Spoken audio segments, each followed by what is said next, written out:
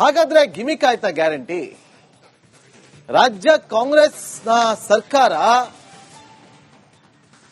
ಸರ್ಕಾರದ ಅಧಿಕಾರದ ಚುಕ್ಕಾಣಿಯನ್ನು ಹಿಡಿಯೋದಕ್ಕಿಂತ ಮುಂಚೆ ಪಂಚ ಗ್ಯಾರಂಟಿಗಳನ್ನ ಘೋಷಣೆ ಮಾಡಿದೆ. ಪಂಚ ಗ್ಯಾರಂಟಿಗಳು: ಗೃಹ ಜ್ಯೋತಿ, ಗೃಹ ಲಕ್ಷ್ಮಿ, ಅನ್ನ ಭಾಗ್ಯ, ಯುವ ನಿಧಿ, ಶಕ್ತಿ. ಹೀಗೆ 5ನೇ ಗ್ಯಾರಂಟಿ ಯಾವುದು? ಯುವ ನಿಧಿ.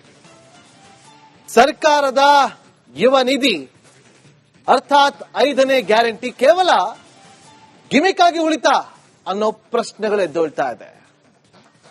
ಆಯ್ತು, ಯುವ ನಿಧಿ ಯೋಜನೆ ಜಾರಿಗೆ ಬಂದಾಗಿನಿಂದ ಇಲ್ಲಿಯವರೆಗೂ ಯಾವ ವರ್ಷದಲ್ಲಿ ಎಷ್ಟೆಷ್ಟು ಖರ್ಚಾಗಿದೆ? 1800 ಕೋಟಿ ರೂಪಾಯಿ ಇಲ್ಲಿವರೆಗೂ ಖರ್ಚಾಗಿದೆ ಅಂತ ಹೇಳ್ತಾ ಇರುವಂತದ್ದು. 2023-24ನೇ ಸಾಲಿನಲ್ಲಿ 250 ಕೋಟಿ ರೂಪಾಯಿ ಮಾತ್ರ ಖರ್ಚಾಗಿದೆ. 2023-24ನೇ ಸಾಲಿನಲ್ಲಿ 250 ಕೋಟಿ. 2024-25ನೇ ಸಾಲಿನಲ್ಲಿ ಯುವ ನಿಧಿಗೆ 600 ಕೋಟಿ ಖರ್ಚಾಗಿದೆ. 600 ಕೋಟಿ ರೂಪಾಯಿ ಖರ್ಚಾಗಿದೆ. ಇನ್ನು 2025-26ನೇ ಸಾಲಿನ ಫೆಬ್ರವರಿವರೆಗೆ 950 ಕೋಟಿ ರೂಪಾಯಿಯಷ್ಟು ಖರ್ಚಾಗಿದೆ. ಜಮೆ ಕೂಡ ಆಗಿದೆ. ಯುವ ನಿಧಿಯನ್ನ ನೀಡಿದ್ರು ಕೂಡ ಯುವಕರು ಉದ್ಯೋಗಕ್ಕೋಸ್ಕರ ಇವತ್ತಿಗೂ ಕೂಡ ರೋಡ್ನಲ್ಲಿ ಪ್ರತಿಭಟನೆ ಮಾಡ್ತಿದ್ದಾರೆ. ಹೇಳ್ತಿರೋದೇನು? ಎಷ್ಟೋ ಇಲಾಖೆಗಳಲ್ಲಿ ಎಷ್ಟೋ ಸರ್ಕಾರಿ ಹುದ್ದೆಗಳು ಬಾಕಿ ಇದೆ. ಯಾಕೆ ನೇಮಕಾತಿ ಮಾಡ್ತಾ ಇಲ್ಲ? ಪ್ರಕ್ರಿಯೆ ಆರಂಭ ಮಾಡಿ ನಮಗೊಂದು ಜೀವನವನ್ನ ಕಲ್ಪಿಸಿಕೊಡುವಂತ ಕೆಲಸವನ್ನ ನೀವು ಮಾಡಬೇಕು ಅಂತ ಹೇಳ್ತಿದ್ದಾರೆ. ಯುವ ನಿಧಿ ಕೊಡುವಂತ 3,000 ರೂಪಾಯಿಯಲ್ಲಿ ಬದುಕೋದಕ್ಕೆ ಸಾಧ್ಯನಾ? 3,000 ರೂಪಾಯಿ ತಿಂಗಳಿಗೆ ಹೇಗೆ ಬದುಕೋದಕ್ಕೆ ಸಾಧ್ಯ? ಕರ್ನಾಟಕದಲ್ಲಿ 2,80,000 ಸರ್ಕಾರಿ ಉದ್ಯೋಗಗಳು ಹಾಗೆ ಖಾಲಿ ಇದೆ. ಅಂದ್ರೆ ರಾಜ್ಯದಲ್ಲಿ ಸರಿಸುಮಾರು 25 ಲಕ್ಷ ನಿರುದ್ಯೋಗಿ ಯುವಕರಿದ್ದಾರೆ. ನೋಡಿ, 25 ಲಕ್ಷ ಯುವಕರಿದ್ದಾರೆ, ಉದ್ಯೋಗ ಇಲ್ಲದೆ. ಕರ್ನಾಟಕದಲ್ಲಿ ಹತ್ರ 2.5 ಲಕ್ಷ, 2,80,000 ಸರ್ಕಾರಿ ಉದ್ಯೋಗ ಖಾಲಿ ಇರೋದು.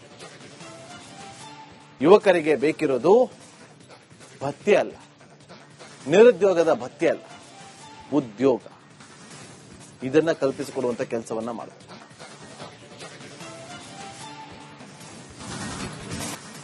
ಸಿದ್ದರಾಮಯ್ಯ 2.0 ಸರ್ಕಾರಕ್ಕೆ 3 ವರ್ಷ ಪೂರ್ಣಗೊಳ್ಳಲು 3 ದಿನ ಬಾಕಿ ಉಳಿದಿದೆ. ರಾಜ್ಯದ ಜನರಿಗೆ ಪಂಚ ಗ್ಯಾರಂಟಿ ಕೊಟ್ಟು ಅಧಿಕಾರಕ್ಕೆ ಬಂದ ಸರ್ಕಾರ ಯುವಕರ ಆಶೋತ್ತರಗಳಿಗೆ ಎಷ್ಟು ನೀರನ್ನ ಎರೆದಿದೆ?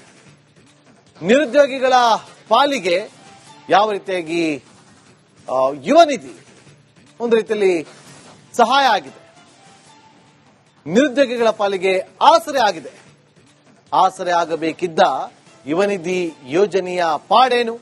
ರಾಜ್ಯಾದ್ಯಂತ ಮತ್ತೆ ಜೆನ್ಜಿ ಆಕ್ರೋಶ ಸ್ಫೋಟವಾಗುತ್ತಾ ಅನ್ನೋದೇ ಇಂದಿನ ಈ ನಿಮ್ಮ ಧ್ವನಿಯ ಕವಸ್ಟ್.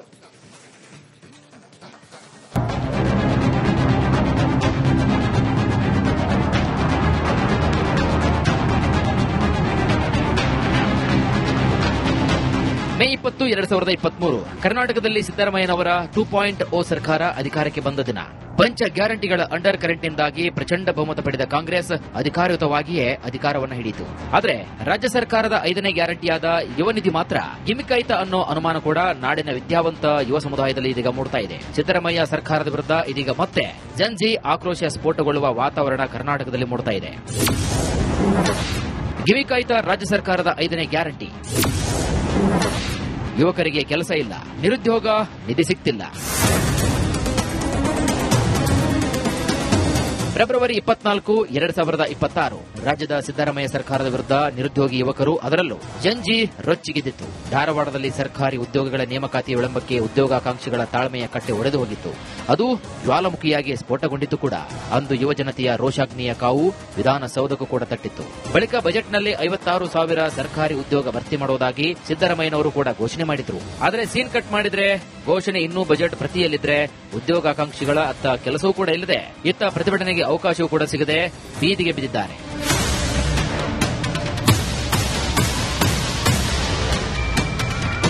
ನಿರುದ್ಯೋಗ ಇದು ಬರೀ ಕರ್ನಾಟಕ, ಭಾರತ ಮಾತ್ರವಲ್ಲ, ವಿಶ್ವದ ಜ್ವಲಂತ ಸಮಸ್ಯೆಗಳಲ್ಲಿ ಇದು ಅಗ್ರಗಣ್ಯ. ಕರ್ನಾಟಕದಲ್ಲಿ ಪ್ರತಿ ವರ್ಷ 4 ಲಕ್ಷಕ್ಕೂ ಹೆಚ್ಚು ಪದವೀಧರರು ವಿದ್ಯಾಭ್ಯಾಸವನ್ನು ಮುಗಿಸಿ ಕೆಲಸಕ್ಕೆ ಕಾಯ್ತಿದ್ದಾರೆ.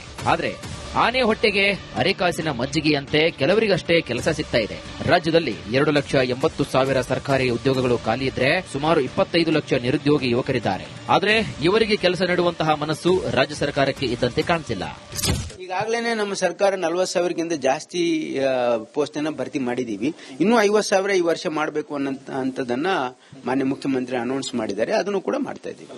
ನೀವು ಅಧಿಕಾರಕ್ಕೆ ಬರೋ ಸಂದರ್ಭದಲ್ಲಿ ಹೇಳಿದ್ರಿ ಪೂರ್ಣವಾದಂತಹ ಭರ್ತಿಯನ್ನ ಮಾಡ್ತೇವೆ ಅನ್ನುವಂಥದ್ದು. ಕೇವಲ 3 ವರ್ಷದಲ್ಲಿ 55,000 ಸಾಕಾಗುತ್ತಾ? ಅಲ್ಲ, ನಾವೀಗಾಗಲೇ 40,000ಕ್ಕಿಂತ ಜಾಸ್ತಿ ಮಾಡಿದೀವಿ.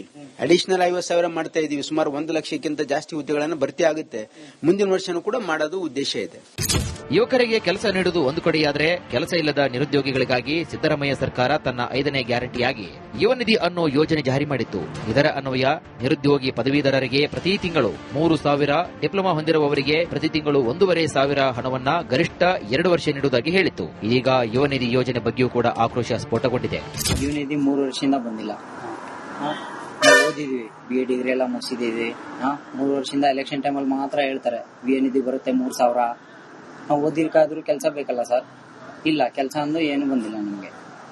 ವಿಎನ್ ಇದ್ರು ಆದ್ರೂ ಹಾಕ್ಬೋದಲ್ಲ, ಅವರು ಹಾಕಿಲ್ಲ. ವಿಎನ್ ಇದ್ದು ಹಾಕಿಲ್ಲ. ಅವರು ಎಲೆಕ್ಷನ್ ಟೈಮಲ್ಲಿ ಮಾತ್ರ ಆಶ್ವಾಸನೆ ಕೊಡ್ತಾರೆ. ವಿಎನ್ ಇದು ಬರುತ್ತೆ, 3,000 ಬರುತ್ತೆ, 2,000 ಬರುತ್ತೆ ನಿಮ್ಗೆ. ಏನು ಬಂದಿಲ್ಲ. ಮತ್ತೆ ಈಗ 2 ವರ್ಷ 3 ವರ್ಷದಲ್ಲಿ ಮತ್ತೆ ಎಲೆಕ್ಷನ್ ಬರುತ್ತೆ, ಮತ್ತೆ ಅವಾಗ ಹೇಳ್ತಾರೆ. ಮತ್ತೆ ಕೇಳಿದ್ರಲ್ಲ, ನಮಗೆ ಕೆಲಸವೂ ಕೊಡ್ತಿಲ್ಲ, ಯುವ ನಿಧಿಯ ಹಣವನ್ನು ಕೂಡ ಕೊಡ್ತಿಲ್ಲ ಅನ್ನೋ ನಿರುದ್ಯೋಗಿಯ ಅಳಲನ್ನ. ಇನ್ನು ಈ ಬಗ್ಗೆ ಏನ್ ಹೇಳ್ತೀರಾ ಸಾರ್ ಅಂತ ರಿಪಬ್ಲಿಕ್ ಕನ್ನಡ ಕೇಳಿದ ಪ್ರಶ್ನೆಗೆ ಸಚಿವ ಶರಣ್ ಪ್ರಕಾಶ್ ಪಾಟೀಲ್ರು ಹೇಳಿದಿಷ್ಟು. ನೋಡಿ, ನಮ್ಮ ಹತ್ರ ಎಷ್ಟು ಜನ ಎನ್ರೋಲ್ ಆಗಿದ್ದಾರೆ, ಯಾರು ಎಲಿಜಿಬಲ್ ಇದ್ದಾರೆ, ಎಲ್ರಿಗೂ ಕೂಡ ಡೈರೆಕ್ಟ್ ಆಗಿ ಅವ್ರಿಗೆ ತಲುಪ್ತಾ ಇದೆ, ಡಿಬಿಟಿ ಆಗ್ತಾ ಇದೆ. ಹಾಗಾಗಿ ಅವ್ರಿಗೇನು ಸಮಸ್ಯೆ ಇಲ್ಲ. ಈಗ ಸುಮಾರು 3,38,000 ಮಕ್ಕಳಿಗೆ ಡೈರೆಕ್ಟ್ ಆಗಿ ಅವರ ಅಕೌಂಟಿಗೆ ಹಣ ಡೆಬಿಟ್ ಆಗ್ತಾ ಇದೆ. ಹಾಗಾಗಿ ಏನು ಸಮಸ್ಯೆ ಇಲ್ಲ. ಸರ್, ನೋಂದಣಿ ವಿಳಂಬ ಆಗ್ತಾ ಇದೆ, ಸಮರ್ಪಕವಾಗಿ ಅದನ್ನ ಕಾರ್ಯನಿರ್ವಹಿಸ್ತಾ ಇಲ್ಲ ಅನ್ನೋ ಒಂದಷ್ಟು ಆರೋಪಗಳು ಸರ್. ಏನು ಸಮಸ್ಯೆ ಇಲ್ಲ ಅದ್ರಲ್ಲಿ. ಯಾಕಂದ್ರೆ ಇವತ್ತು ನಾವೇನು ಜನರಿಗೆ ಭರವಸೆಯನ್ನು ಕೊಟ್ಟಿದ್ವಿ ಯುವ ನಿಧಿ ಇಲ್ಲಿ, ನಾವು ಅವರಿಗೆ ಹಣ ಕೊಡ್ತಾ ಇದ್ದೀವಿ. ಅದ್ರ ಜೊತೆಗೆ ಅವರಿಗೆ ನಾವು ಎಂಪ್ಲಾಯಬಲ್ ಸ್ಕಿಲ್ ಕೊಡೋದಾಗ್ಲಿ ಅಥವಾ ಅವರಿಗೆ ಯುವ ನಿಧಿ ಪ್ಲಸ್ ಅಲ್ಲಿ ಅವರಿಗೆ ಎಂಪ್ಲಾಯಬಲ್ ಸ್ಕಿಲ್ ಕೊಡೋದು ಕೂಡ ನಮ್ಮ ಪ್ರಯತ್ನ ಆಗಿದೆ. ಯುವ ನಿಧಿಗೇನು ರೂಲ್ಸ್. ಇನ್ನು ಯುವ ನಿಧಿ ಯೋಜನೆಗೆ ಅರ್ಹರಾಗಲು ಸರ್ಕಾರ ಹಾಕಿರುವಂತಹ ಕಂಡೀಷನ್ಸ್ಗಳಿಗೇನು ಕಡಿಮೆ ಇಲ್ಲ. ಈ ಯೋಜನೆಯ ಫಲಾನುಭವಿ ಆಗಲು ಮೊದಲು ಕರ್ನಾಟಕ ರಾಜ್ಯದವರಾಗಿರಬೇಕು. 2022 ನಂತರ ಪದವಿ ಅಥವಾ ಡಿಪ್ಲೊಮಾ ಮುಗಿಸಿರಬೇಕು. ಡಿಗ್ರಿ ಅಥವಾ ಡಿಪ್ಲೊಮಾ ಮುಗಿಸಿ 6 ತಿಂಗಳಾದರೂ ಕೆಲಸ ಸಿಕ್ಕಿರಬಾರದು. ಯಾವುದೇ ಉನ್ನತ ಶಿಕ್ಷಣವನ್ನು ಕೂಡ ಪಡೆಯಬಾರದು. ಈ ಯುವ ನಿಧಿ ಯೋಜನೆ ಕೂಡ ಡಿಗ್ರಿ ಮುಗಿಸಿದವರಿಗೆ 3,000 ರೂಪಾಯಿ ಹಾಗೂ ಡಿಪ್ಲೊಮಾ ಮುಗಿಸಿದವರಿಗೆ 1,500 ರೂಪಾಯಿ ಪ್ರತಿ ತಿಂಗಳು ನೀಡಲಾಗುತ್ತದೆ. ಮುಂದೆ ಕೆಲಸ ಸಿಗುವವರೆಗೂ ಕೂಡ ಅಥವಾ 2 ವರ್ಷಗಳ ಕಾಲ ಈ ಯೋಜನೆಯ ಫಲಾನುಭವಿ ಆಗಬಹುದು.